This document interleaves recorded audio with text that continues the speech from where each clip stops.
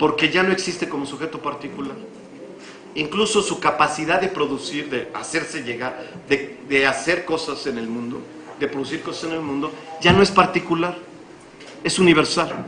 Esto es lo que llama Marx la capacidad de trabajo. O sea, no vende el trabajo, vende su capacidad de trabajo. ¿Qué quiere decir Marx con eso? Que el sujeto ya no existe ni para producir algo, para poder alimentarse, ya no usa las cosas como sujeto específico, simplemente como sujeto universal. Entonces ya no existe como sujeto particular.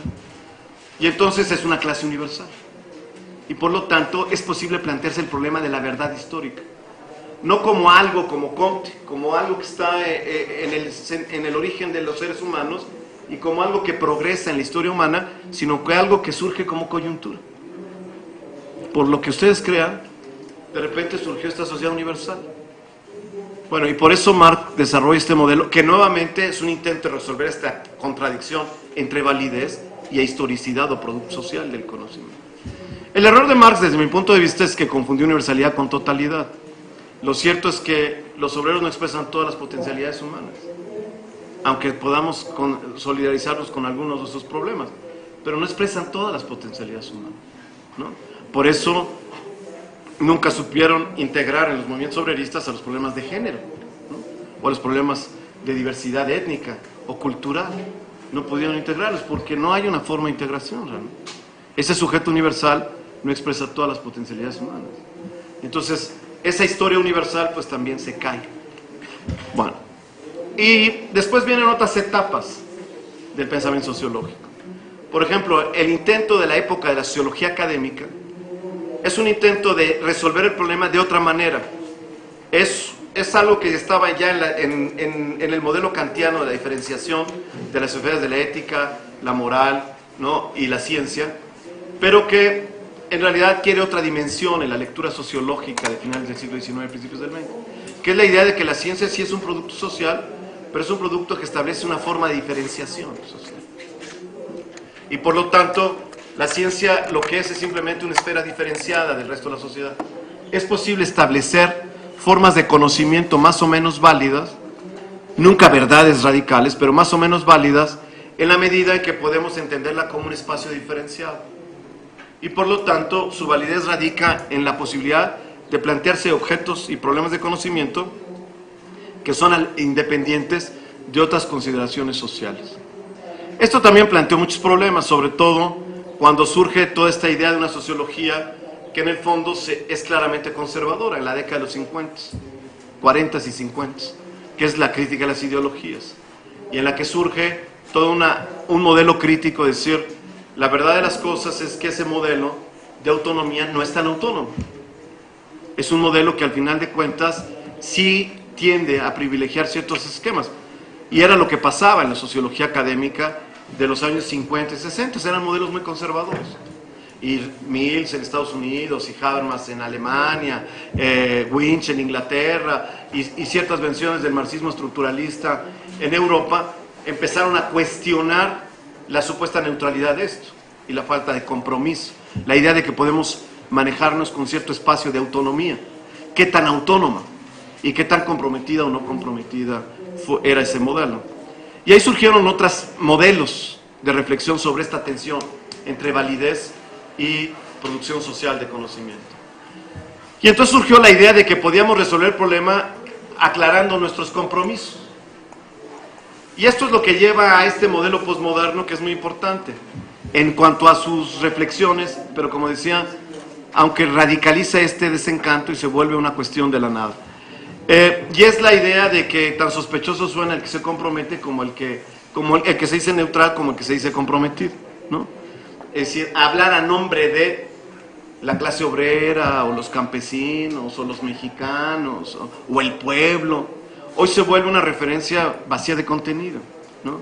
Alguna vez André Gorz, cuando citaba la famosa frase de Marx de la Sagrada Familia, no es lo que los obreros piensan en lo individual ni lo que lo piensan en colectivos, sino lo que están destinados a hacer.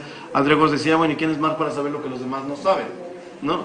¿Qué virtudes conceptuales, qué virtudes metodológicas me permiten, si no es posible ese modelo de universalidad, capaz de resolver las potencialidades humanas, entonces lo que tenemos es un problema en donde yo no puedo, a nombre de la ciencia, decir que sé más que los sujetos comunes y corrientes.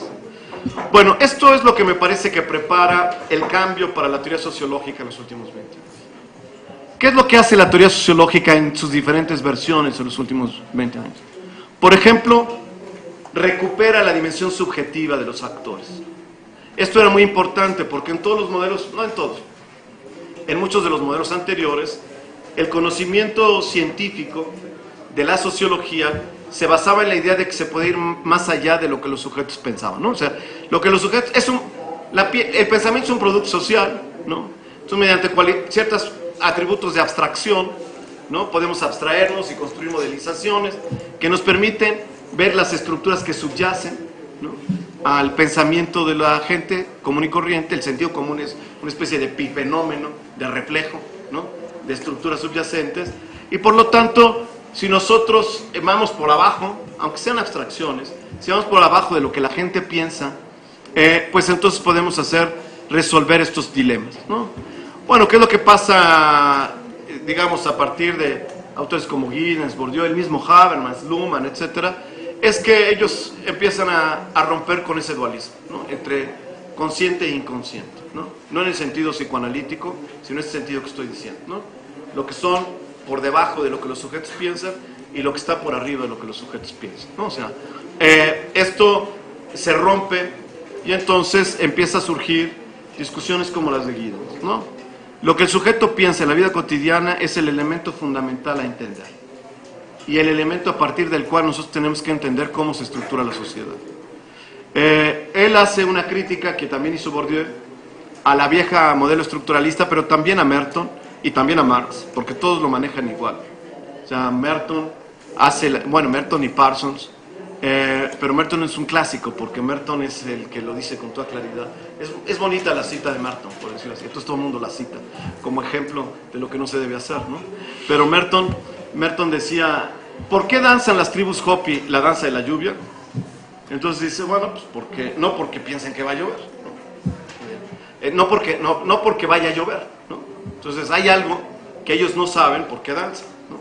Debe ser así como una compulsión, de repente se ponen a danzar, quién sabe. Pero digamos, entonces él dice, ¿por qué los Hopi danzan la danza de la lluvia? Pues porque en realidad hay una función latente que tiene que ver cuando hay crisis, cuando hay una situación de ausencia de lluvia y crisis, hay una necesidad de ritualismos que fortalezcan la cohesión de la comunidad. Entonces todo esto produce algo que ellos no saben. Ellos danzan esperando que llueva, pero lo que en realidad logran es una función latente de cohesión social, ¿no? Entonces por eso lo hacen. Entonces la danza de la lluvia cumple una función latente. El sentido común de los Hopi es un reflejo de una estructura subyacente que ellos no conocen, ¿no? Lo mismo que dije del concepto de la noción de conciencia de clase en sí, de clase para sí de Marx, que ya mencioné, y es lo mismo, ¿no? O sea, la clase obrera tiene una conciencia de clase contingente, un sentido común, lo que piensan en lo individual o lo que piensan en lo colectivo, cuando no se hace clase en sí, no clase para sí, sino que es clase en sí, es lo mismo, ¿no? Es el reflejo de las estructuras. Y lo mismo decía Lévi-Strauss. Lévi-Strauss en un ensayo, en una introducción a Marcel Mauss, ¿no?, un antropólogo muy importante. Ahí vamos a platicar después de la tarde. En los ensayos de Lévi-Strauss fue discípulo de Marcel Mauss, que a su vez era el sobrino y heredero intelectual de Durkheim. Y recopilaron los ensayos de Marcel Mauss en un texto que se llama Sociología y Antropología. Y en ese texto hay un texto muy famoso de Marcel Mauss, que es uno de los grandes clásicos del análisis estructural, que está detrás de la influencia del modelo de análisis estructural de Lévi-Strauss. Y entonces ahí Lévi-Strauss hace un gran elogio del ensayo sobre el don, pero dice, pero le sobraron páginas, ¿no?, al ensayo sobre el don. En realidad, después de haber descubierto su modelo estructural, termina ahí discutiendo el how de las tribus del norte de América, ¿no? Ya nos explicará todo este rollo, y termina en coqueteos fenomenológicos que ¿para qué? O sea, ya había resuelto el modelo estructural, ¿no? Y entonces dice Lévi-Strauss, en realidad hay una estructura que el sujeto común no entiende ni siquiera sabe. Por ejemplo, y pone el ejemplo de las reglas del lenguaje. Y entonces dice, las reglas del lenguaje son reglas que los sujetos no conocen, no saben cómo hablan. No saben qué es el sujeto, el verbo, el predicado. No saben, ¿no?, qué es un verbo transitivo. Entonces, bueno, pues es obvio, eso no lo saben. Ellos son ignorantes de las estructuras que siguen. Bueno, más tarde, Giddens y Bourdieu se burlaron de esos ejemplos. Y el ejemplo es muy interesante, por eso hago toda esta historia, porque me parece que Bourdieu se burla de manera clara de este problema del sentido común y de lo que quiero decir cuando hablo del sentido común. Bourdieu dice, a Lévi-Strauss se le ha acusado de ser un formalista, pero el problema de Lévi-Strauss no es que sea formalista, el problema es que tiene una relación formal con la realidad. Ese es su problema. Lévi-Strauss no puede encontrar una carretera porque nunca va a encontrar las rayitas rojas del mapa en la realidad. Ve el mapa, ve las rayitas rojas y nunca va a encontrar esas rayitas rojas en la realidad. No sé si me están siguiendo. Una cosa es la representación abstracta y otra cosa es la realidad. Es lo que está diciendo Bourdieu. Una cosa es que los sujetos legos no conozcan la teoría de un sujeto sobre el lenguaje y sus representaciones abstractas, cualquier lingüista que se aventó sus modelos. Y otra cosa es que no conozcan las reglas de cómo estructurar una oración. Porque si no la conocieran, pues no sabrían hablar. Y lo que es más, saben cuándo manejan de una manera las cosas y cuándo cambiar. Y saben cuándo alguien le está diciendo de tal manera, de una manera condicional, de una manera directa, algo, etcétera, ¿no? Indicativa o subjuntiva, etcétera. Porque conocen la regla, pero de manera práctica. El problema de Lévi-Strauss es que cree que la conciencia práctica es inconsciente y que la estructura que modeliza el teórico es la realidad. Bueno, con eso lo que está diciendo tanto Bourdieu y Giddens la recupera e incluso se va más lejos en la discusión sobre cuáles son las estrategias de los reyes y todo a propósito del ensayo sobre el don de los líderes, etcétera, en las formas de definir qué es un regalo, qué es un compromiso, etcétera, etcétera. Bueno, para decirlo en pocas palabras, la recuperación del sentido común o en la forma de pensamiento cotidiano se vuelve una clave en el cambio de la teoría sociológica de los últimos años. Entender cómo, en realidad, el sujeto es un sujeto contextualizado, producto de una realidad social, no obliga a que tengamos que abandonar la idea de que el sujeto cuando piensa es un sujeto que sabe. Esto es lo que quiere decir Giddens cuando dice que es un teórico social competente, o dice también un metodólogo social competente. Es un sujeto que tiene las habilidades para actuar socialmente porque conoce de manera práctica el mundo en el que se mueve. Y eso es lo que lo hace posible como un sujeto social competente. Bueno, eso es una característica. Es una característica común. A un autor como Luhmann, que distingue entre sistemas psíquicos y sistemas sociales, es todo un rollo un poco complicado, pero digamos, que distingue entre sujeto y estructuras sociales, nunca se atreve a manejar el problema como consciente o inconsciente, sino lo maneja siempre como estructuras significativas que hacen posibles ciertas operaciones de cualquier sujeto. Si el sujeto puede operar, entonces el sistema es capaz. Es un sistema funcional, es un sistema que opera. Es posible hacer las distinciones que le permitan al sujeto actuar y operar. Por lo tanto, los sistemas no están por arriba o por abajo de nada. Los sistemas son una dimensión social distinta de los sistemas psíquicos, pero lo único que hace posible es precisamente que dos sujetos se puedan entender. Dos sistemas psíquicos no se entienden como sistemas psíquicos, se entienden como sujetos sociales en la medida que son capaces de operar gracias a sistemas que hacen posible esas operaciones. De tal manera que los sistemas de significación son sistemas que, si bien no se pueden entender como catálogos de códigos, tienen que ser sistemas que hacen posible formas de distinción. Si quieren, después en las preguntas explicamos esto, de por qué son sistemas que permiten distinción. Es una vieja forma en la tradición de las teorías del lenguaje de entender la significación, por eso lo de las distinciones. No es en realidad una construcción original de Luhmann. Esto es una vieja tradición de entender el mundo significativo como distinción. Cuando yo digo que esta es una mesa, estoy distinguiendo lo de lo demás. Estoy diciendo que no es piso, que no es techo, etc. Es gracias a que yo distingo de lo demás, es la posibilidad de generar una distinción frente a un todo significativo, lo que me permite significar la mesa frente a lo demás.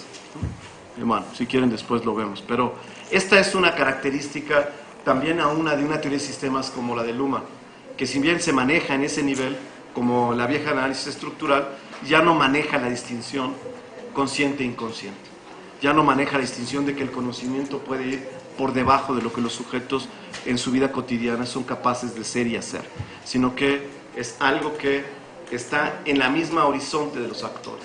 Tiene que ser capaz de permitir operaciones para que el sistema realmente sea un sistema social. Bueno, esta es una característica muy importante de esta distinción. Otra característica muy importante como efecto de lo que he mencionado es la idea, a propósito de verdades sociales y verdades históricas, es la idea de que no existe un principio articulador de la sociedad. Esto rompe en la sociología contemporánea con la idea de la sociedad como un todo cerrado, como un todo que se estructura a partir de un X principios o códigos, sino que la sociedad es una dimensión abierta, que de hecho sus temporalidades no podemos acotarlas a una u otra cosa. Eso no quiere decir que la sociedad sea estática, al contrario, es muy dinámica, pero su dinámica no se... 2 o 3 grandes imperios, ¿no? Y todo lo demás, incluso Europa estaba fragmentada en principados, etcétera, la misma Alemania, etcétera. Y todo el desarrollo de los estados nacionales acompaña buena parte del desarrollo de la sociología. Incluso en algunos lugares, digamos, el desarrollo después de la Revolución Francesa, realmente del Estado francés y su consolidación, tiene mucho que ver con estas referencias. Entonces, en el argumento de Giddens, la idea de la sociedad como un todo, en el fondo, es la metáfora del Estado-Nación. En algunos otros casos, como el caso de Luhmann, ni siquiera hay esa referencia. La referencia es más una referencia a un modelo abstracto de la vieja teoría de sistemas, del todo y las partes. En el fondo, la gran, digámoslo así en términos de teoría de sistemas, el gran viraje de la teoría luhmanniana es lo que llama la distinción sistema-entorno. Lo que está diciendo Luhmann es: la sociedad es inconmensurable, el mundo social es inconmensurable. Para poder operar en ese nivel de inconmensurabilidad, lo que necesitamos son sistemas que se demarquen y que reduzcan esa complejidad. El sistema es siempre menos complejo que el entorno, y por lo tanto la única forma de entender la sociedad es entenderla como producto de esos sistemas que se diferencian y de esos sistemas que pueden reducir complejidad frente a la cantidad de variables posibles. Yo lo dije de otra manera cuando dije en la teoría de Marx y el concepto de universalidad del sujeto que las potencialidades humanas son muchas, siguiendo el lenguaje del humanismo, ¿no?, que está detrás de este concepto de sujeto universal. Pero dicho en términos de teoría de sistemas, lo que estamos diciendo es: las posibilidades del mundo social son indeterminadas y por lo tanto la única forma de poder entender las estructuras sociales es como sistemas que se demarcan y que reducen complejidad frente a las posibilidades del mundo social, y que solamente pueden enfrentar esa complejidad como producto de esas formas de diferenciación y reducción de complejidad. En todos los casos, la concepción que se tiene de ese mundo es la idea de un mundo indeterminado. Bueno, esta es una segunda cuestión fundamental en los últimos años en el desarrollo de la teoría sociológica. Es una noción que rompe radicalmente con mucho de lo que se había manejado anteriormente. Y una tercera, que está en lo que mencioné de cómo se entiende el modelo de la ciencia, etcétera, es una cuestión que suma el viejo modelo, el modelo de la sociología académica con el modelo original de explicar la sociología como un producto de la sociedad y como un producto diferenciado. En el fondo, en casi todos los modelos, este problema entre validez y condición social o producción social de ese conocimiento, hay por un lado la idea de que es un espacio diferenciado, pero no hay más validez ni menos validez que el hecho de que se convierte en un sistema, por ejemplo en el caso de Luhmann, en un sistema que es el que monopoliza la idea de verdad. Eso es lo que lo hace. Lo que hace posible el derecho, como derecho universal, pues es que establece lo que son los criterios del derecho. Lo que hace posible la ciencia, como ciencia universal moderna, es que monopoliza los criterios de verdad. Hasta los que se dicen no científicos siempre se están peleando con la ciencia. Están diciendo: no, mira, es que esto no es así, ¿no? Ve la medicina así, la acupuntura, puede mejor que los médicos. Y puede. Siempre es un diálogo con un gran referente que establece el estándar de la racionalidad científica, que es esa ciencia. Y aún los que quieren romper con la ciencia siempre se están peleando con ese gran referente. Eso es lo que está diciendo, por ejemplo, un autor como Luhmann. Entonces, el problema de la ciencia no es que sea más o menos válida, es la forma en la que hoy se produce cierto tipo de conocimiento o cierto tipo de distinciones que hacen posible ciertas formas de representación del mundo y que se mueven bajo el criterio verdadero o falso. Y que todo mundo que quiere de alguna manera entrar en esa discusión tiene que comprar esa discusión. Un modelo como el de Giddens es un modelo diferente, es un modelo que pretende explicar una especie de dialéctica, lo que llama la doble hermenéutica. Es un modelo que dice interpretar la forma en que el mundo es interpretado es siempre un proceso de transformación cultural que transforma a su vez la interpretación del mundo interpretado. Entonces, no hay un mundo, no hay una verdad por esa razón social. Es un juego permanente de interpretación del mundo interpretado que a su vez cambia la interpretación del mundo interpretado. Entonces siempre están cambiando los parámetros y por lo tanto es un juego siempre, lo que le llama la doble hermenéutica. Es un juego de autotransformación. Por lo tanto, esto es una respuesta a los posmodernos, en los dos casos.